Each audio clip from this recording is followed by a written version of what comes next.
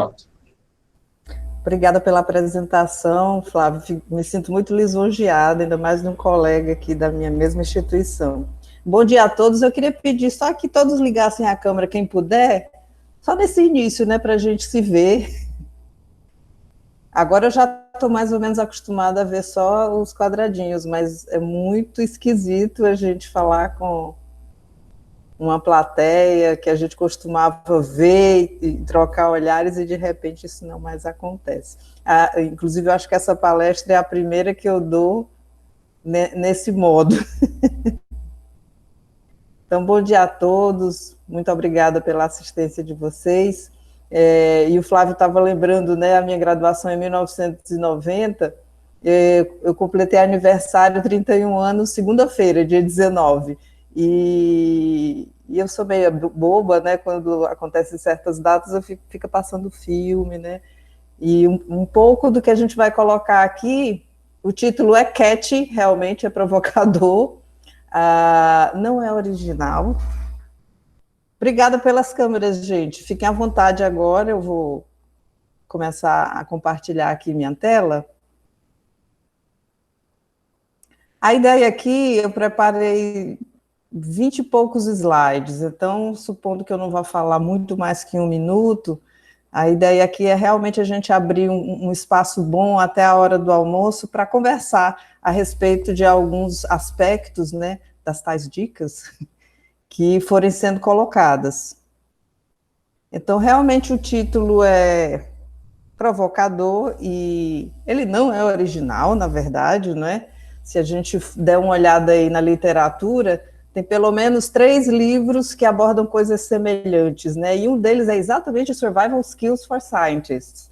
Então, a base, digamos, dessa apresentação vem daí, e ao longo dos anos a gente foi recheando com coisas a partir da nossa experiência e da nossa realidade de pesquisa e desenvolvimento tecnológico dentro do país, que nem sempre é a mesma, né, de outros países. E eu faço também, dou os créditos, digamos, ao professor Diego Mantovani, da Universidade de Laval, ele é um parceiro do Departamento de Engenharia Química, e faz parte do nosso comitê assessor internacional. E há uns 7 anos, aproximadamente, ele esteve por aqui na época do bom e velho Ciências Sem Fronteiras, né, que a gente podia atrair pesquisadores de renome para estar aqui conosco, e ele deu essa palestra pela primeira vez, então por isso que eu digo que não é original. Eu me inspirei nele, eu disse, olha, eu vou trilhar esse mesmo passo aí. E tomei como um compromisso de, também na disciplina voltada a seminários, dentro do departamento de engenharia, do programa de pós-graduação em engenharia química, a gente colocar esses toques, nessas dicas, digamos assim, de como sobreviver como jovem cientista, num panorama, como eu coloquei lá no resumo que vocês receberam, que está cada vez mais competitivo, mais desafiador e mais sujeito a práticas fraudulentas, infelizmente, né? E quando eu falo jovem pesquisador, jovem cientista, vixe Maria, eu coloquei já esse slide aqui, ainda não acabei o texto do anterior. Quando eu falo em jovem cientista, eu estou me referindo desde ao aluno de iniciação científica, que muitos de vocês foram, até o jovem docente, e aí eu ainda chamaria o Flávio de jovem docente pelo espírito de juventude que eu sinto, né? Não só dele, como do Petran de uma maneira geral, do corpo docente. Né? E eu gosto de começar com isso, quem vê o primeiro ovo ou a galinha são duas coisas, mas na verdade eu traduzo isso para cá. Né? Então, muitas vezes não, nosso esquema de pesquisa dentro do país, que está eminentemente concentrado dentro das universidades, ele se baseia em gerar conhecimento, pesquisar e formar recursos humanos. A gente não entrega só conhecimento, a gente entrega pesquisadores para a sociedade. Mas para fazer isso, é necessário ter recursos, e nem sempre os recursos orçamentários da própria universidade são suficientes, aliás, quase nunca, para se conduzir pesquisa impactante, inovadora e de ponta.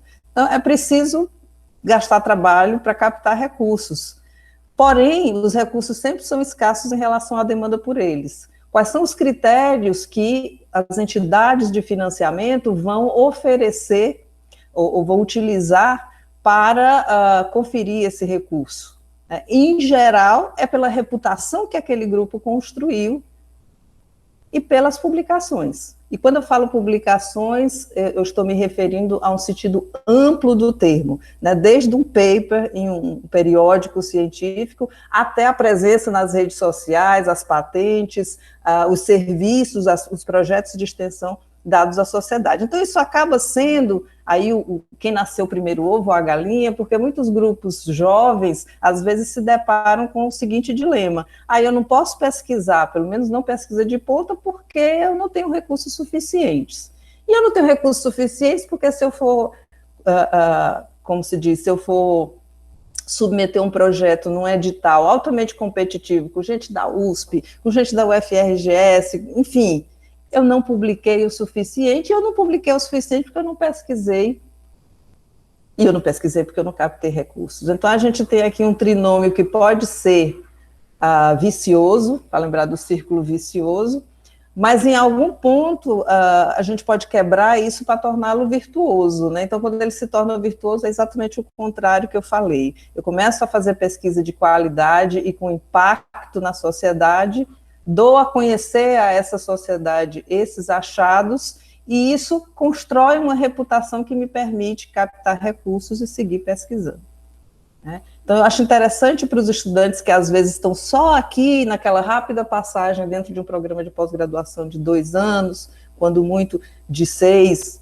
anos, né, quando emenda com o doutorado, às vezes ele não tem a ideia completa desse ciclo. E o que você faz ou deixa de fazer como jovem pesquisador, estudante de pós-graduação, pode ter impacto positivo ou negativo, ou seja, pode ajudar ou dificultar esse trinômio virtuoso que nós temos aqui. Quando eu falo em recursos, eu me refiro a recursos humanos, então eu preciso ter bolsas ou contratos para poder fixar os pesquisadores, para que eles tenham a dedicação necessária para a construção da pesquisa, e também recursos, obviamente, financeiros, principalmente as áreas experimentais demandam bastante esses recursos financeiros para compra de equipamentos, reagentes, serviços de terceiros, de manutenção de laboratórios, taxas de publicação, né? A gente vai falar um pouco sobre isso também. E muito rapidamente, essa palestra vai se concentrar mais em publicar e pesquisar, mas muito rapidamente captar recursos. Em geral, no Brasil, os órgãos públicos de fomento, e aqui eu citei alguns, mediante editais, oferecem recursos para a pesquisa. E talvez o edital que esse ano nem saiu, né, o mais democrático que a gente conhece é o famoso edital universal do CNPq, e que tem faixas de financiamento. Então, um jovem pesquisador, e aí pensando nos estudantes que seguirão carreira acadêmica, por exemplo, um primeiro projeto de pesquisa vai ter um valor relativamente pequeno, e aí a referência é 30 mil, que é o valor do universal do CNPq, ou às vezes de alguns editais da FUNCAP, né? E dependendo do caráter da sua pesquisa, você vai ter que se associar com grupos que já estão consolidados. Os 30 mil provavelmente não vão ser suficientes para comprar um novo equipamento, né? Mas vai ser suficiente para o computador, para comprar um ou outro reagente, etc. E além dos órgãos públicos de fomento, também o setor industrial e empresarial, nós como um centro de engenharia, em princípio, temos o pendor para conseguir captar recursos, apesar da falta de cultura no nosso país, de que as indústrias e empresas investam em ciência e tecnologia, em pesquisa e desenvolvimento. Bem, eu falei também em recursos humanos, né, em bolsas de pós-graduação. E o grande organismo que nos dá, ou que oferece bolsas de pós-graduação para pesquisa, é a CAPES. Eu achei conveniente colocar 1 ou 2 slides aqui, porque a CAPES funciona mais ou menos parecido, ou seja, em algum momento aqui, normalmente de 4 em 4 anos, ela avalia a pesquisa que os programas de pós-graduação estão realizando através de indicadores auditáveis, e os indicadores auditáveis, em geral, são a publicação. E é a partir dessa avaliação aqui que ela toma a decisão de te dar um carimbo, uma nota, E isso também está condicionado com os recursos em bolsas de pós-graduação, né? Porque que provavelmente os coordenadores aí do Petram, que vocês tiveram acesso, o Flávio acho que está deixando agora, não, o Flávio vai continuar. Então, por que é que muitas vezes eles insistem, né, na publicação, em ir para o congresso, apresentar seu trabalho na sessão oral? É porque disso depende a reputação que o programa vai construir, os recursos que ele vai captar, dentre os quais os recursos das bolsas de pós-graduação. Quem tiver interesse, né, a página da CAPES foi reformulada, mas você pode entrar na parte de avaliação, está aqui o link, e lá dentro ver quais são os critérios da sua área. Né? Acho que o Petram se enquadra dentro da grande área de engenharia Zoom, né, que congrega engenharia civil nos seus mais diversos ramos de atuação, transportes, hidráulica, construção civil, enfim.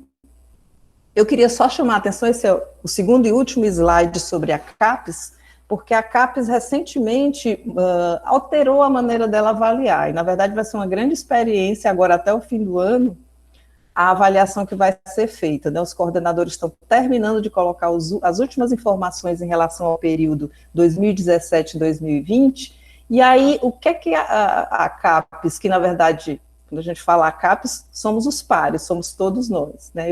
Eu, por exemplo, faço parte do comitê da minha área, que é Engenharias 2. Então, o que é que a CAPES avalia? Né? Aqui são só algumas diretrizes para botar o chapéu nos jovens pesquisadores, porque, veja, foco na qualidade da formação de mestres e doutores e da produção intelectual desenvolvida no âmbito dos programas avaliados, com os pós-graduandos e egressos como protagonistas principais da produção do conhecimento. Então, essa palavra é bem importante, né?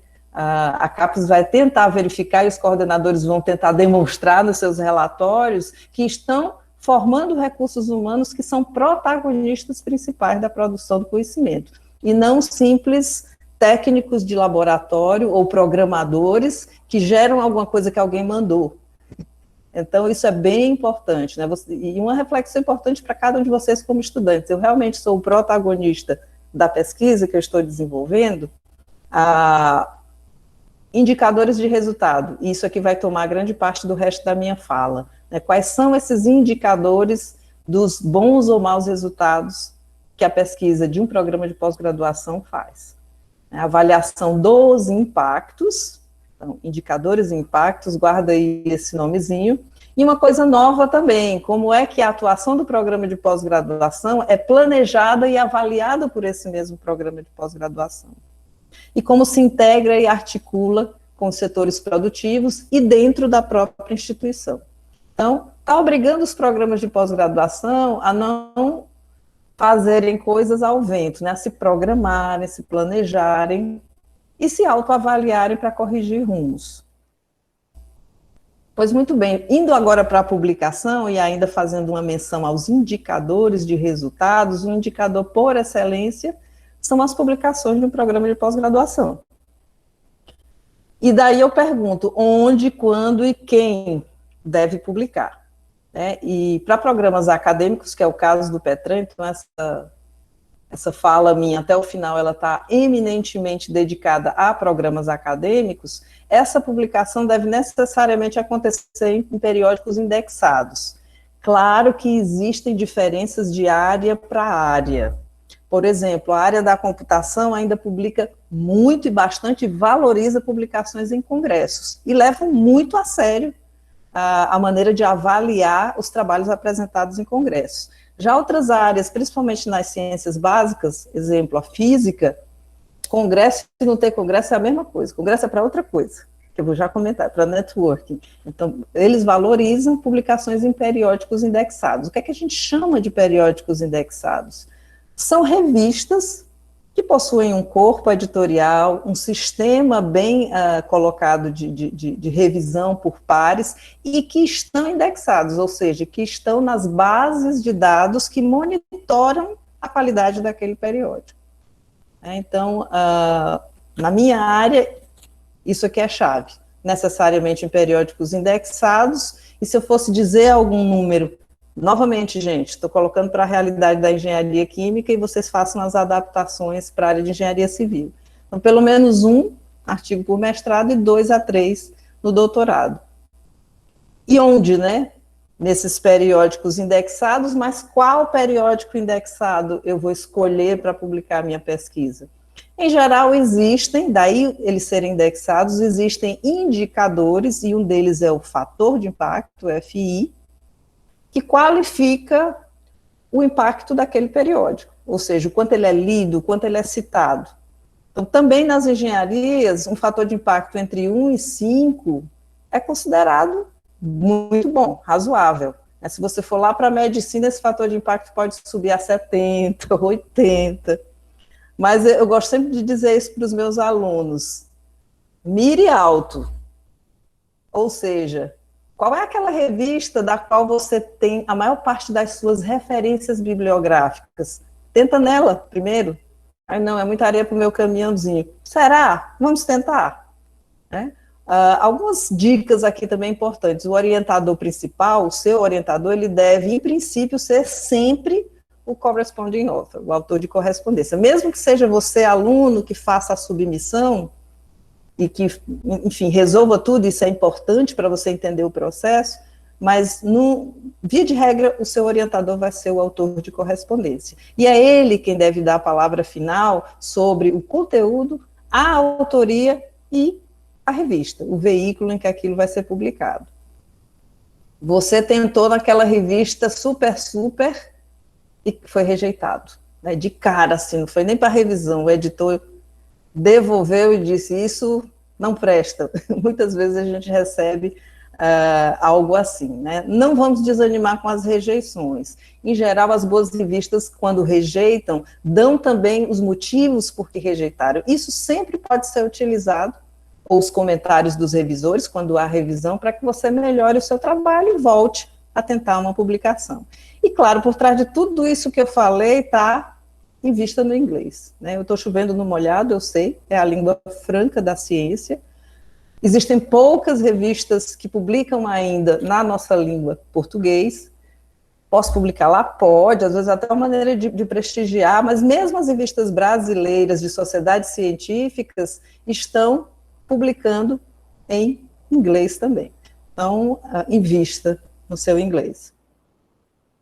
Eu gostei disso aqui que eu me deparei, eu acho que foi no Facebook, né? Mas eu vou passar muito rápido, são algumas dicas para reuniões produtivas com o seu orientador. E eu achei ótimo essa segunda aqui, ó, não desapareça, não é uma boa estratégia. Eu vou só ler as dicas e depois essa apresentação eu posso deixar com o Flávio. Quando estiver empacado, fale com o seu orientador para corrigir rumos o mais rápido possível. Respeite o tempo dele, nem sempre a gente pode te atender no dia seguinte que você falou. Orientadores são seres humanos também, eu achei ótima essa dica, e o relacionamento da pós-graduação é um relacionamento de longo prazo, muitas vezes ele nem se limita só aos 2 anos de mestrado ou aos 4 anos de doutorado, vocês vão ver que a relação entre orientado e orientador, claro, dependendo de onde o orientado esteja após a conclusão do seu trabalho, ele perdura, e às vezes pode ser uma relação maravilhosa, inclusive, de apoio mútuo. A gente já falou sobre fator de impacto, que é aquele indicadorzinho que vai qualificar uma revista. E o fator de impacto, normalmente, ele é divulgado por uma publicação que é o Journal of Citations Reports, que é ligado ao Web of Science. Eu creio que a grande maioria aqui, quando foi fazer alguma pesquisa bibliográfica, já utilizou essa base de dados, o Web of Science, que até agora, através dos periódicos da CAPES, a gente tem acesso gratuito. Como é que é calculado um fator de impacto? Todos os anos o Journal of Citation Reports publica, aliás, publicou bem recentemente os fatores de impacto 2020. Como é que ele faz? Então, o fator de impacto de uma revista no ano Y é igual às citações recebidas a todos os artigos daquela revista no ano Y, as publicações dos 2 últimos anos, dividido pelo número dessas publicações. E aqui a gente tem um exemplo, a Nature teve um fator de impacto de 42 em 2017, Isso significa que em 2017 foram recebidos 74.090 citações a todos os artigos de 2016 e 2015. E o número desses artigos está aqui no denominador, o que chega a esse número. Lembra que eu falei lá atrás da faixa para engenharias entre 1 e 5? Vocês estão vendo que a Nature é Nature, né? 42. Uma coisa importante é que isso só pode ser usado para comparar periódicos da mesma área. O Chemical Engineering Journal é o Nature da minha área, então ele é o top da minha área. E mais, cada indexador, além da Web of Science, eu tenho certeza que alguns já fizeram pesquisa bibliográfica no Scopus, que por acaso é a base que eu prefiro. Para engenharias, eu acho que ela consegue pegar mais periódicos e mais citações. E mesmo o Google Scholar. Então, cada indexador, ele tem uma maneira diferente de calcular o fator de impacto. Até um dia desses, a maneira de calcular o fator de impacto do Scopus, que nem se chama fator de impacto, se chama Site Score, tá aqui o nomezinho, era muito parecido com a maneira de calcular da Web of Science, só a base deles que era diferente. Recentemente, a Scopus andou mudando ligeiramente. E aí eu queria ir com vocês aqui, para quem nunca foi, só ver aqui como é que está meu tempo, vixe, já está esgotando. Então, essa é a página do Scopus, né? Eu não sei se vocês já usaram ela, se você for em Sources, ela vai te dar a base de dados de periódicos que a Scopus abarca, e são mais de 42 mil periódicos. Você pode, se quiser, escolher quais são os periódicos de uma determinada área. Vamos colocar aqui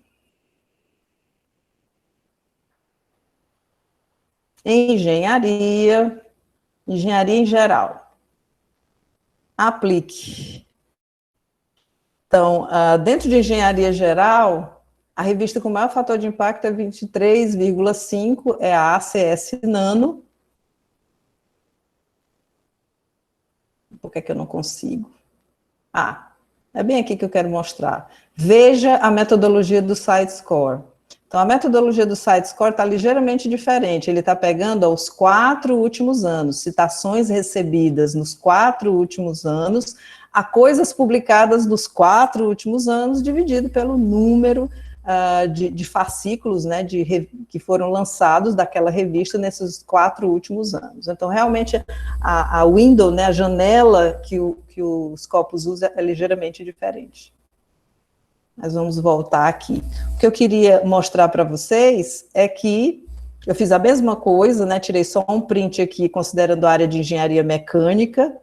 Na área de engenharia mecânica, a revista com maior fator de impacto, tem fator de impacto, ou SiteScore, melhor dizendo, 27,24. Se você fizer esse exercício em 2 áreas diferentes, e aí eu peguei neurociências, isso é um dado já desatualizado, digamos, já foi essa janelinha aqui, esse print eu já fiz há uns anos atrás, a gente tem 32 para o periódico de maior SiteScore na neurociências, e na área de matemática, nosso programa de matemática aqui é nota 7, é top, né? Veja que o periódico com maior fator de impacto tem fator de impacto 9, ordem de grandeza 9. Então, não dá para comparar valores absolutos, o padrão de citação nas diferentes áreas é diferente.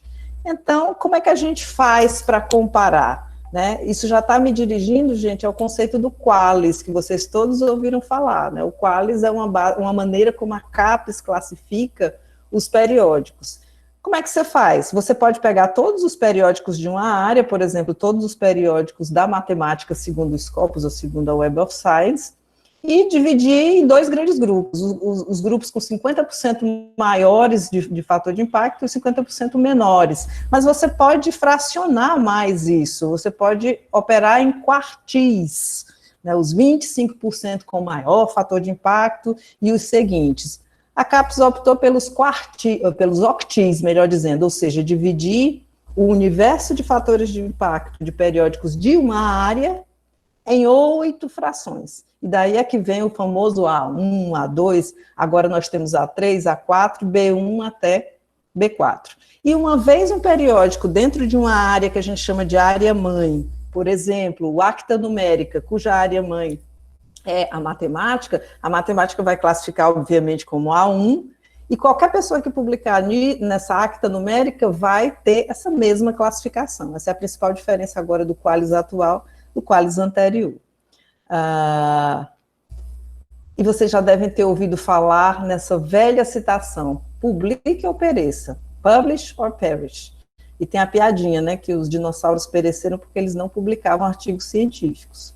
Não é bem assim, né? Só que isso aqui não pode ser levado às últimas consequências, né? A gente não deve entupir a literatura ou pegar um trabalho de pesquisa e fatiar em vários pedacinhos pequenos para poder publicar 10 artigos em vez de um bom artigo mais robusto. Por quê? Porque, no fim das contas, você faz parte de um programa de pós-graduação, você faz parte de um grupo de pesquisa, e ao longo dos anos, a história de publicação construída por aquele programa, por aquele grupo de pesquisa, vai ser medida muito provavelmente não pelo número, mas pela qualidade dessas publicações, né? E aí a qualidade das publicações, como é que ela é medida, né? Aqui eu tenho um gráfico interessante que essa empresa, a Clarivate Analytics, fez sob encomenda para a CAPES. A CAPES pediu um estudo, né, por área, que vocês veem aqui na base do gráfico, de quantas publicações essas áreas tiveram no Brasil, nessa janela de 2011 a 2016, mas qual o impacto dessas publicações, né? E aí o impacto normalmente é medido como? A medida mais simples e não perfeita é pelo número de citações que são recebidas. Então, o que vocês veem aqui nesse gráfico, nas barras, são o número de publicações por cada uma dessas áreas nessa janela de tempo, e em verde o que vocês veem é o impacto de citação relativo. Um seria o impacto esperado, que normaliza com o mundo, né? Isso aqui, mais grosso modo, é o número de citações recebidas por publicações de uma determinada área, dividido pelo número de publicações, dividido ou normalizado por esse mesmo número mundialmente. E a gente nota que só 2 áreas têm esse padrão de citação acima de 1, né? Ciência espacial e física. Áreas que publicam muito, por exemplo, ciências agronômicas, têm um fator de impacto relativo baixo, digamos assim. E aí a gente já ouviu falar que o Brasil, nos anos 2000 e anos 90, ele caminhou e avançou muito em termos de cultura de publicação. A gente fica ali entre o 13º, 14º, 15º país do mundo em número de publicações. Mas quando a gente faz essa comparação em termos de citações, em termos de impacto, a nossa colocação vai lá para baixo. Então, em 2018, nós estávamos na posição 24. E aí eu queria só fazer um parêntese para mostrar alguns recursos, né, que rastreiam o número de citações de um pesquisador, que também é outra coisa que é valorizada, né? Vocês veem aqui embaixo, foi um print de tela, não sei se vocês chegaram a entrar no Google Scholar Citations. Lá você pode fazer uma busca pelo nome de um pesquisador. E aí ele te dá informações como essas aqui que vocês estão vendo nesse gráfico aqui embaixo, que é o quantas citações esse pesquisador tem recebido ao longo dos anos. E um índicezinho, que a gente chama índice de bola de neve, porque ele não olha só por um aspecto, mas mais que um aspecto, que é o tal do índice H. Esse pesquisador está pequenininho, talvez vocês não vejam, mas esse pesquisador, que por acaso é um colega do meu departamento, ele tem índice H 25. O que quer dizer isso? Quer dizer que ele possui 25 publicações, 25 artigos que já foram citados, cada um deles, pelo menos 25 vezes, né? Então, ele combina quantidade e qualidade, digamos assim, mas não é um índice perfeito, né? Eu vou passar aqui mais para frente para falar sobre o estabelecimento de uma reputação, né? Ou seja, não é só publicar qualquer coisa em qualquer lugar. É estabelecer uma reputação. E você, como jovem cientista, por enquanto talvez a reputação não seja a sua, mas você está construindo também a sua e ajudando a construir a do seu orientador e do seu programa de pós-graduação. E aqui é uma transparência rápida, só para lembrar o sistema de bolsa de produtividade do CNPq, que tem por objetivo distinguir, né, pesquisadores que tenham chegado a uma determinada, entre aspas, reputação. E eu copiei aqui rapidamente da minha área, só para vocês verem que isso é construído em termos de número de teses e dissertações orientadas, mas também em termos de publicações com um fator de impacto mínimo e em termos do próprio índice H. Cada vez mais, para o bem e para o mal, muitas vezes, o índice H é um dos critérios que é utilizado para reconhecer um pesquisador ou para competições, por exemplo, como competições de projeto, ou o próprio edital de bolsas de produtividade que eu estava conversando com o Flávio aqui antes de começar. E aí o Flávio vai se lembrará também que eu peguei esse print aqui, eu já não me lembro nem o que é que foi, se foi o WhatsApp, se foi... Mas eu achei muito interessante, né, porque ele coloca os incentivos que se dá para melhorar a qualidade das pesquisas, dos programas de pós-graduação, e qual é o efeito desejado e qual é o efeito indesejável que acaba acontecendo. Né, você pode incentivar os pesquisadores e recompensá-los, digamos assim, que é o caso das bolsas de produtividade de pesquisa, pela sua publicação em si, mas aí você corre o risco de ter uma avalanche de publicações de baixa qualidade. Você pode recompensar pelo número de citações, e você também corre o risco das pessoas começarem a se combinar em clubes de citação. Isso existe, ó, gente. Como é? John Lennon e Paul McCartney. Eu e meu colega que fizemos mestrado lá em São Carlos juntos, agora, todo trabalho meu bota uma citação para ele e ele vice-versa. Por incrível que pareça, isso também existe. Né?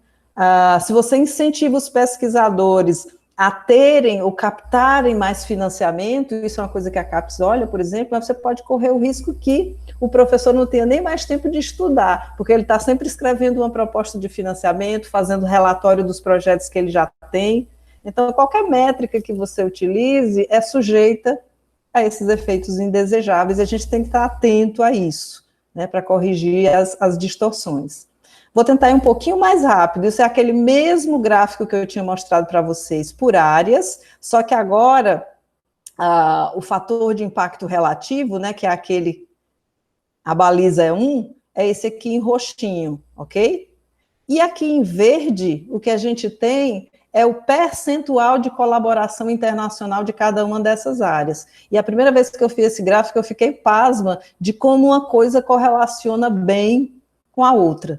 Né? E quem já começou a ter colaborações com grupos internacionais sabe que isso é verdade, o impulso que é trazido em termos de visibilidade e em termos de impacto daquilo que se faz, da pesquisa que se faz. Então, isso me chama a atenção para internacionalização. E internacionalizar não é só ter um projeto print aprovado. Existem várias pequenas ações que você pode fazer que fomentem a internacionalização da sua pesquisa. E agora, em tempos de webinar, e que a gente domina todas essas tecnologias, perdeu inclusive a vergonha de fazer vídeos e áudios, isso se torna, em um certo sentido, até mais fácil. Últimas dicas aqui, eu já estou chegando no final, dicas sobre networking. Né? Em algum momento eu disse, tem área que não considera mais nem congresso, mas eles são muito importantes. Então, vá a conferências, e nos tempos que correm, as virtuais também. É um saco, a gente fica cansado de tanta tela, mas elas são a oportunidade que a gente tem de interação e de demonstrar o que fazemos e saber o que os outros fazem também. Nos tempos do bom e velho presencial, eu dizia para os meus alunos, olha os coffee breaks, não é só para comer comida boa de graça entre aspas, né, que está na inscrição. Não é só para isso. Ou, às vezes, algumas pessoas sumiam no coffee break para aproveitar a cidade sede do congresso. Né? É uma oportunidade fantástica de você se expor à comunidade daquela conferência, inclusive de ser procurado por aquele cara que foi autor daquele paper que de tanto ler já virou um pergaminho, né? Aqueles seus papers de estimação que você tem. E agora, em tempos remotos, várias instituições estão promovendo sessões de pôster no Twitter. Isso pode ser uma coisa até para o próprio programa de pós-graduação, movimentar, né? Fazer uma sessão interna de pôsteres, por exemplo. no Twitter com interações, né, através lá do feed. Eu sou neófita e tive que entrar no Twitter depois da pandemia, então não posso falar muito sobre os recursos disponíveis, mas sei que tem muitos. Aplique para prêmios, né, prêmio CAPES de tese, prêmio da Vale, melhor pôster do congresso que você costuma ir, da Ampet, né, eu acho que é o nome do congresso aqui da área. Se junte às sociedades científicas, que normalmente têm preços módicos para estudantes de pós-graduação. E tem um monte de recursos na web, eu não vou ter tempo, infelizmente, de mostrar, para não frustrar as nossas perguntas, mas tem vários recursos gratuitos na web de palestras e textos que te ajudam como submeter seu artigo, como responder aos revisores, como fazer uma apresentação arrasante num congresso, inclusive em tempos de pandemia. Isso a gente sempre fez no nosso programa e nos ajudou muito. Vai montar a banca da sua dissertação, né, da sua defesa, convida aquele cara que está sempre nas suas referências, a não ser, obviamente, que o seu trabalho contradiga tudo que ele falou. Então, convide os especialistas da área para a sua banca. E claro que agora, remotamente, isso ficou até mais barato, né? E eu até coloquei internacionais. Se você quer escrever sua tese em inglês, faça isso. Isso pode te dar a oportunidade de convidar, inclusive, gente de fora do país para a sua banca. Isso também é útil. Sabe aquele cafezinho que você tomou com um pesquisador importante lá no coffee break do Congresso? Sugira essa mesma pessoa como revisor do seu artigo. Normalmente as revistas solicitam que a gente sugira nomes como revisor. Mas, antes de tudo, ética.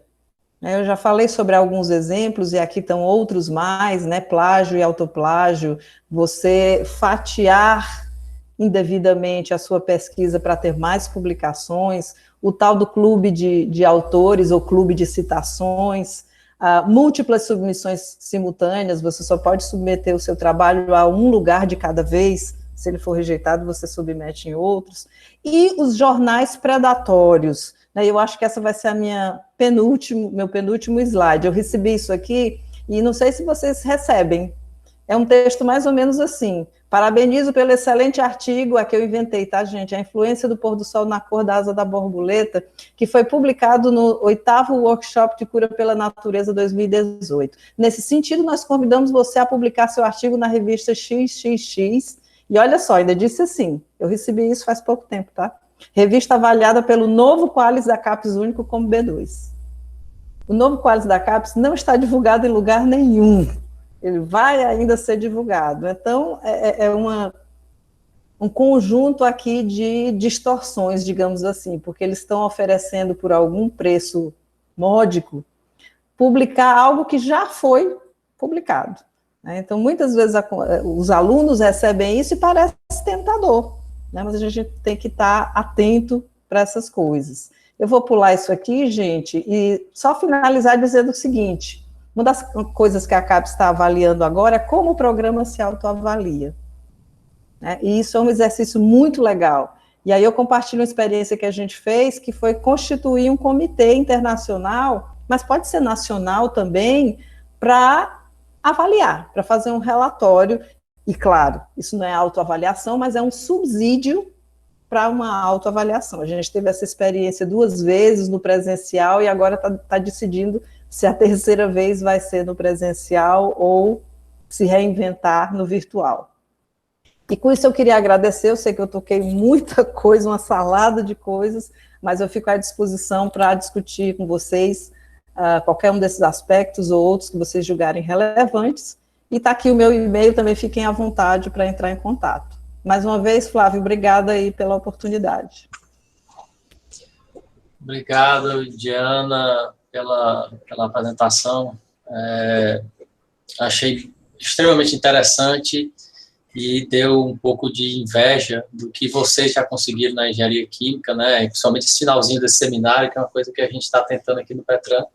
Se Deus quiser, a gente vai conseguir, né? É claro, né? Em estágios, né? A gente não pode atingir um estágio tão elevado assim, sem passar por outros estágios iniciais, né? Deixa eu passar, então, a palavra para os colegas. Vamos aproveitar então, gente. Eu tenho, né, algumas perguntas aqui, mas eu queria iniciar com uma pergunta de vocês, né? Vocês, para a gente discutir aqui o que é que vocês têm de dúvidas, questões, aí, questionamentos, sugestões, compartilhar experiências aí com a professora Diana dessa arte aí que a gente tem de sobreviver no mundo acadêmico. Diana, bom dia. Oi, bom dia. Bom dia ainda, né? Eu tenho uma dúvida com relação a, por exemplo, se tem pesos diferentes, produtivamente ou academicamente, para autoria e coautoria. Ok, isso depende muito de quem vai avaliar essa publicação. Então, eu já vi, por exemplo, quando você vai submeter um projeto a uma agência, CNPq, FUNCAP, agências internacionais, algumas utilizam esse critério, dão pesos diferentes se você for o primeiro ou último autor, porque tem uma regra não escrita e que pode variar de área para área, isso. Então, em geral, o primeiro autor foi o cara que realmente carregou o piano daquilo que está na publicação, que escreveu, pelo menos a primeira versão, é o estudante de pós-graduação principal. E o último autor, em geral, é o cara mais sênior daquele grupo. Entre um e outro, aí não tem muito uma regra. Mas a pergunta que você fez, né, se existe peso diferente, isso vai depender de quem usa essa informação, que é esse artigo, para que ele vai usar. Por exemplo, na minha área, na CAPES, a gente não faz essa diferença porque basta que dentre os autores, seja que ordem for, conste para alguns indicadores que a gente calcula um discente ou um egresso, e conste, obviamente, um docente, senão na publicação do programa. Então, essa pergunta não tem resposta simples, porque vai depender de quem usa essa informação para o quê. Entendi. Muito obrigado.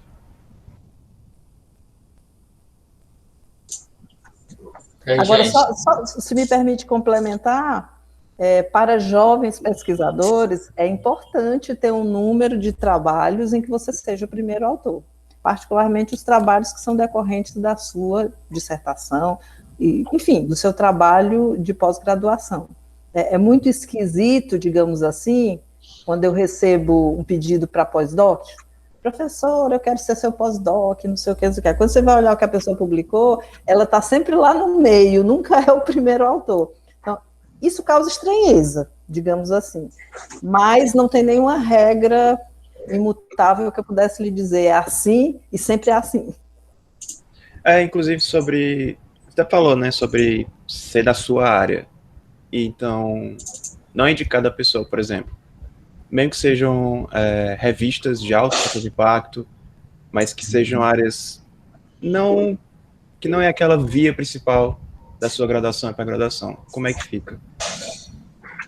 Mais uma vez, depende para que aquela publicação vai ser usada. Individualmente, eu acho que é válido, até para você arejado com outras áreas. Agora, você tem que ver a questão, realmente você contribuiu para aquele artigo, que não é da sua área, foi uma coisa meio assim, ei, rapaz, escreve aí um programa bem rapidinho aqui, só para tratar esses dados, tem muito disso, né? Então, eu acho que individualmente é uma coisa boa, desde que você, de fato, tenha participado de forma significativa do trabalho, mesmo que não seja da sua área principal. Agora, se eu for olhar para a avaliação do programa de pós-graduação, existem áreas que, como a gente diz, glosam aquela produção. Mesmo o coordenador apresentando uma publicação no Journal de dança, ok? Você publicou no Journal de dança porque você deu uma contribuição importante lá, sei lá o quê. Para você isso é importante, mas se você for informar isso como produção do programa de pós-graduação do Petran, só porque tem um discente lá, talvez o comitê olhe assim e diz, não, isso aqui não é da área, não vai ser considerado. Então, o que acontece às vezes é isso. Entendi. Então, pessoal, mais perguntas para a professora Diana? Enquanto eles pensam um pouquinho mais aí nas perguntas, eu perde então a timidez um pouquinho, né? Ficam sem vergonha.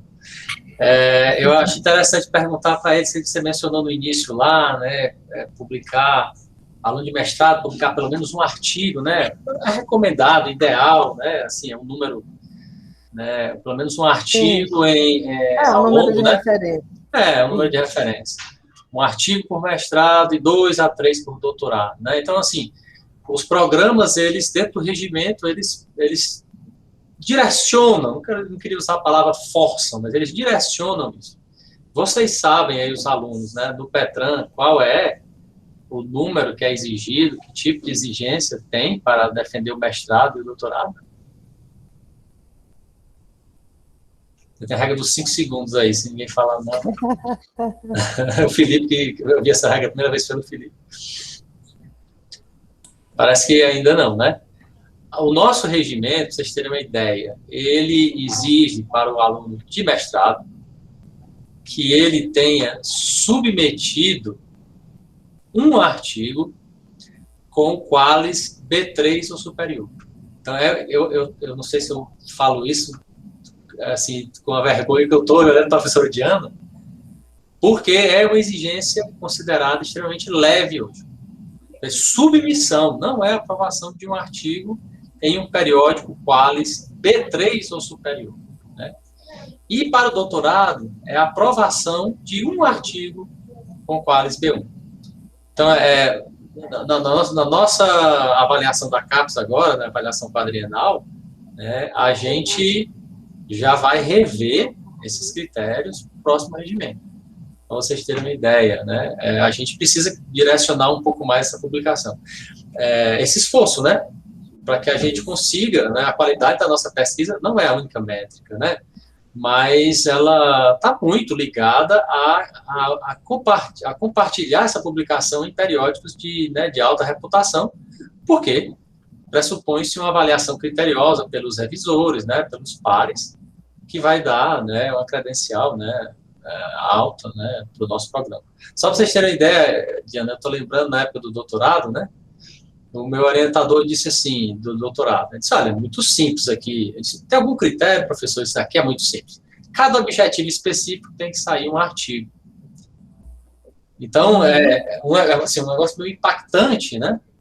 Mas se você analisar bem que um objetivo específico ele deve, por si só, conter, né, algo que seja, né, uma contribuição, não é tão, digamos assim, desconexo, ou então tão absurda essa informação dele. Então, se normalmente a gente tem 3, 4, né, objetivos específicos numa tese, numa dissertação, para o doutorado, especialmente, né, esse número 2 a 3 é um número completamente normal, natural, né, e alcançável. Uhum. Perguntas, pessoal, mais para a professora Diana. Estamos chegando no próximo meio-dia. Eu queria só, então, comentar em cima do que o Flávio colocou. Quando a gente é jovenzinho, inclusive um jovem programa, essas amarras colocadas nos regimentos nos ajudam, porque elas dão um balizamento. Você, quando entra no mestrado, principalmente, a não ser que tenha feito uma iniciação científica num grupo com uma pegada muito forte, você não tem essa cultura. Aliás, na engenharia, eu acho que aí muito puxado pela Verônica, a engenharia dos transportes é uma honrosa exceção, mas na engenharia a gente tem essa crença que você não precisa aprender nem a saber falar, nem a saber escrever. Isso não é verdade. Você continua tendo que comunicar e se fazer entender com as pessoas. E para isso é preciso desenvolver habilidades de comunicação oral e escrita. Então, às vezes, é um pouco um choque, né? E às vezes fica parecendo a guilhotina aqui suspensa em cima da sua cabeça, né? Já estou chegando perto de 2 anos, ainda não publiquei nada. É bom essas sinalizações para, desde o começo, como o próprio Flávio está dizendo, no meu doutorado foi a mesma coisa, viu, Flávio? Ou seja, você já vai pensando, quando começa, bota o pé no laboratório, ou faz o teu primeiro programa, sei lá o quê, já vai pensando o que é que isso pode gerar, o que de novo isso traz diante do que está na literatura. Isso te ajuda até a não ficar perdido no que você vai fazer, a se programar melhor com relação à sequência dos resultados que você quer obter ao longo do tempo que você tem. Né? E é aquilo, né? O Flávio disse, eu até me envergonho, não sei o quê, não tem que se envergonhar de nada. Cada área tem uma cultura de publicação, mas a tendência é que todas elas, falando de Olimpíadas agora, né? Sabe o salto em altura? Os recordes vão subindo, né? Então, a tendência é que cada ano esse sarrafo vá subindo. Claro que às vezes sobe para valores, e aí alguém diz, né? Opa, tem uma coisa errada. Eu tenho um colega da minha área na Engenharia Nacional, gente, para que vocês tenham uma ideia, que já publicou nesse ano 60 artigos indexados. Tem alguma distorção, alguma coisa, porque é sobre-humano, né? E de vez em quando a gente tem que rever as práticas que a gente está tendo por causa de um driving force, né? Ou seja, aquilo que eu estava falando dos efeitos desejados e os efeitos indesejáveis. Perfeito, Diana, obrigado. Só opa, fazer mais uma pergunta. É que, às vezes, algumas revistas elas botam diferenças de 2 anos, 5 anos de impacto. Qual que a gente tem que olhar mais? Como assim? Eu não entendi direito. 2 anos, 5 anos de impacto. Pronto. Por exemplo, tem a revista Nature Sustainability. Não sei falar muito bem. Certo, ok. E aí, nas métricas deles, eles colocaram 2 anos de fator de impacto e de 5 anos de fator de impacto, que inclusive está igual aqui. Pronto. É como eu falei para ti, eu falei na minha fala em algum momento, cada base de dados, Web of Science, Simago, Scopus, Google Scholar, cada base de dados define, melhor dizendo, seu índice de impacto. E tem umas que são realmente de mais curto prazo, mais recentes, e outras de mais longo prazo. As revistas, nas suas páginas, para fazer propaganda de si, principalmente se elas estiverem bem na fita, elas colocam todas essas métricas, né, para explorar da maneira como quiser. Diz, olha como a gente cresceu nos últimos 2 anos, nós somos a revista do futuro e tal. Então, em geral não, a CAPES, ela está olhando para o Site Score, que é da Scopus, que é da janela de 4 anos, como eu falei, e para o fator de impacto. O que for maior deles é que é considerado para a elaboração do Qualis, que ainda não está divulgado. Ok. Obrigado, Diana. Diana, se você me permitir, uma pergunta bem rápida, aí a gente encerra, para não tomar seu tempo mais. Em relação à escolha do periódico. Já sexta, pode perguntar. Não, mas em relação à escolha do periódico, né? Então, assim, eu vou dar meu modus operandi hoje, né? Eu fiz uma busca pelos outros periódicos da área de engenharia de transporte, com um foco maior na engenharia, na segurança viária, que é a minha área, né? E aí, claro, vou procurando o Qualis de cada um, né? O JCR, o fator de impacto. Mas aí a gente se deparou com uma situação que eu acho que é relativamente nova, mas que já bem visível, que é a questão do Open Access, né? Que é de você entrar e baixar o artigo. E aí, né, na minha época de doutorado, em 2008, não existia, eu não me lembro de existir taxa de publicação, né, que aí torna o artigo Open Access. Isso está me causando muita preocupação, porque agora eu estou selecionando assim, quem for completamente Open Access, eu praticamente retiro, porque eu não tenho $1.000, $1.500 para pagar de taxa de publicação, mesmo sabendo que a revista é muito boa, né? Então, aí tem aquelas que são híbridas, digamos assim, tem Open Access, ou que chama de subscription, né? Que você tem que pagar uma taxa lá pelo artigo, né? Uhum. Que é a que a gente está conseguindo. Como é que tu imagina? Porque, assim, de certa forma, é uma seleção, né, econômica, uma seleção aí, né, daqueles que são mais ricos, tem mais veículos para publicar. Como é que tu enxerga isso? Será que a gente tem alguma saída? É verdade. Os Open Access vieram muito na esteira da ciência aberta. Ou seja, qualquer indivíduo que tenha conexão com a internet, ele pode baixar o que quer que seja. Até eu e o Flávio terminarmos o doutorado, digamos, há uns 20 anos atrás, antes da virada do século, praticamente não existia Open Access. Claro, a gente sabe que qualquer publicação tem custos e que as editoras ganham dinheiro.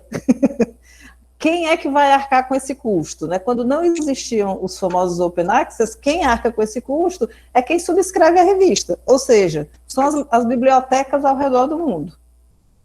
E aí você acaba deixando o acesso para uma, entre aspas, casta, que tem acesso a essas bibliotecas ou está nas instituições para as quais essa biblioteca libera essa informação. E aí, pouco a pouco, esse movimento da ciência aberta, o centro de custo foi mudando. Então, ao invés da biblioteca ou do órgão público, que no fim das contas é a CAPES que está pagando essa conta, que não é pequena, todo ano tem uma ameaça de não usar mais o periódicos CAPES, quem vai pagar essa conta é o autor. Algumas pessoas advocam, ora, mas o autor, inclusive, ele pode colocar esse custo, e isso é uma tendência, ele pode embutir esse custo nos projetos de pesquisa que ele normalmente já lida com esses projetos, né? E, por exemplo, a CAPES hoje já admite os recursos daquele projeto PRINT, os recursos de custeio, né, que são esses recursos que você gasta com consumíveis e serviços, ele já encara a taxa de publicação como um serviço de terceiros, então você já pode pagar. Passa também por uma mudança de mentalidade do próprio pesquisador. O que é que está acontecendo? No começo, os periódicos Open Access, com honrosas exceções, muitos deles eram predatórios mesmo. Pagou, publicou, meu filho. Era igual aquela piada do cara que ligou para a universidade particular, a ligação era errada, disse, não, você já está matriculado, manda o boleto já. Então, no início, com honrosas exceções, era assim. Mas como o Flávio bem pontuou, inclusive os periódicos super conceituados da área de cada um, ou estão no modo híbrido, ou dão a opção, inclusive. Você quer publicar no Open Access ou no acesso fechado. Acesso fechado não tem nenhum custo para você, o Open Access tem que pagar. O que é que eu quero dizer com isso? Já existem excelentes publicações de acesso aberto, e elas, de fato, dão um impulso à visibilidade do seu trabalho impressionante. Eu tinha na minha área mais próxima, que é a adsorção, duas revistas principais. Uma chamava Adsorption, que inclusive é a revista da Sociedade Internacional da área, e uma outra que o pessoal olhava meio assim de lado, que chamava Adsorption Science and Technology. É tipo o PC do B e PC do A. O que é que aconteceu? A Adsorption, a mais bem conceituada, até hoje ela não é Open Access. A outra abriu para o Open Access. Hoje em dia, o fator de impacto dessa aqui é 5 e o da outra sobe bem pouquinho, está em 2. Então, abre uma possibilidade. Quando eu digo que melhorou o fator de impacto, ou seja, despertou mais interesse. Não quer dizer necessariamente que virou uma revista muito melhor. Mas o resumo da ópera, enquanto a gente não tem como pagar, é o que você está fazendo mesmo, Flávio.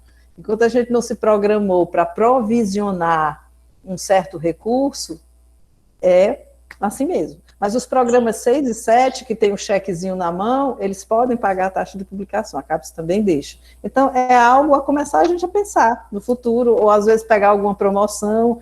A gente aqui dos terceiro-mundistas, entre aspas, eu já fiz isso várias vezes. Eu disse, olha, nós estamos sem recursos e tal. Eles, tá uma promoção legal. Vou usar isso aí também. Eu acho que, olhando pelo lado da revista, do periódico em si, né, o Open Access cria uma gama bem maior de possibilidade de audiência, né, de leitores. Com certeza. Para quem não sabe, que eu acho que são poucas pessoas, né, nós somos conceito nota 5, tá, da CAPES. O nota 6 e nota 7 são os programas de pós-graduação de excelência. São uma lista muito, muito, muito resumida ou reduzida de programas pelo Brasil lá fora. Da Diana é 6, né, Diana? Vocês são 6, né? Isso. É. E nós temos um programa 7, que é o programa do DEA, né? Engenharia Hidráulica e Ambiental. Pois é, Flávio, eu tenho muito orgulho da trajetória dos programas de pós-graduação aqui do centro, né? Porque quando nós éramos alunos de graduação, acho que só existia, de fato, o mestrado em recursos hídricos, né? E a partir de um planejamento que eu acho que as raízes desse planejamento está ali no professor Miranda, no início dos anos 90, a gente foi realmente focando, né? Ou seja, se planejando passinho por passinho. Eu vi isso no meu programa, eu vi isso acontecer no DEA, eu vi isso acontecendo no Petran, estou vendo. Então, isso me dá muito orgulho. Claro que tem muitas ameaças externas aí que podem frustrar esses planos, mas eu tenho muito orgulho. Nota 5 é excelência nacional.